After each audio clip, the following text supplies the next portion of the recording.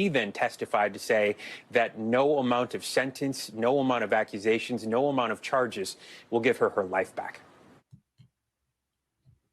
What are your thoughts, TJ? Well, I'm looking at some of the comments really quickly. This is men are not helping women because of the Me Too movement. And somebody wrote, I think DAP-HDH says, the Me Too movement also has become oversaturated, which is why men are not approaching women anymore. I understand that. I know some cases benefit from it. I think both are true at the same time. Mm-hmm. I think it's very necessary to have a Me Too movement, which requires investigation, not just taking the allegation as fact, but requires investigation. And I agree with Lucky, if you're waiting 20, 30 plus years, I really had a problem with Bill Cosby because I'm thinking, where's the evidence? How do you prove that? And then what about the statutes of limitations? So I grapple with it. I'm not saying that he did or didn't, but I'm thinking, why wouldn't you do something before now?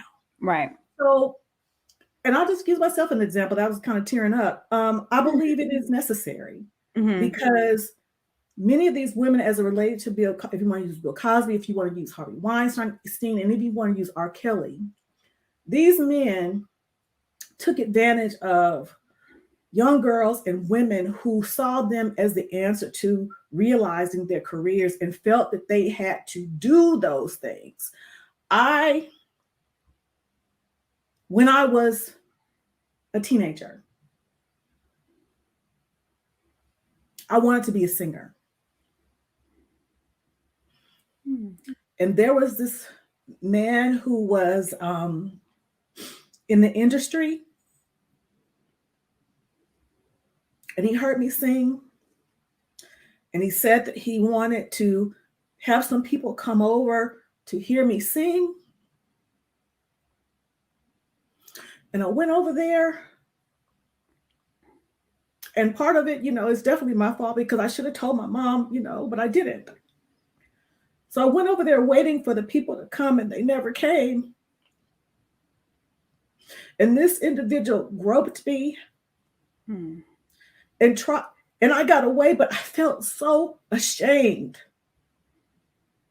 so embarrassed, so stupid. So there are men that prey on young girls and young women because they know that that they see them as the go-between. And even when I was an adult in ROTC with my daughter, the man who could make the decision whether or not I would get commissioned as an officer, he didn't touch me, but he started making inferences and saying things that were inappropriate. So because I had that previous experience as a teenager, I knew I was never going to be in a room by myself with that person, ever, because of the things that he had said, but I couldn't tell anybody. Because that man had he could make the decision whether or not I got my commission or not. And I needed my commission because I had to raise and take care of my daughter. So it is very necessary. I need to go get my face together. Okay. Thank you for sharing that, TJ. Yeah, thank you, TJ. Ooh. I know